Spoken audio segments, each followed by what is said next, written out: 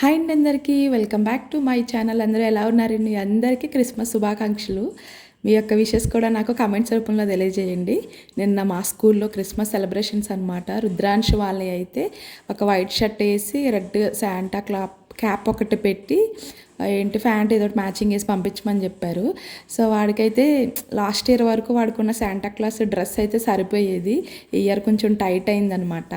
ఇంకా క్యాప్ కూడా మా ఆయన తీసుకురమ్మని చెప్తే ఏదో తీసుకొని వచ్చారు. అది కూడా అప్పటికప్పుడు చెప్తే నేను ఎలా తీసుకొస్తాను, ఆఫీస్ వర్క్ ఉంది నాకు, బిజీ ఇప్పుడు నేను అనుకొని బ్లింకిట్లో ఆర్డర్ చేశారు. అదేమో చూడడానికి బాగుంది కానీ కొంచెం సైజ్ అయితే పెద్దది వచ్చేస్తే దాన్ని మళ్ళీ మడత పెట్టి కుట్టానమాట. సెలబ్రేషన్స్ అయితే బాగా చేశారు.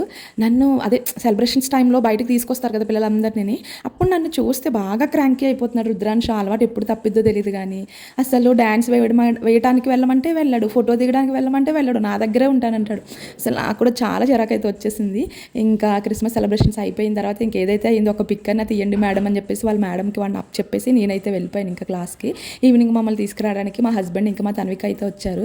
వచ్చిన తర్వాత మా తన్విక మా రుద్రాంశ్ అంత ఎగ్జైట్ అయిందంటే మా తన్విక.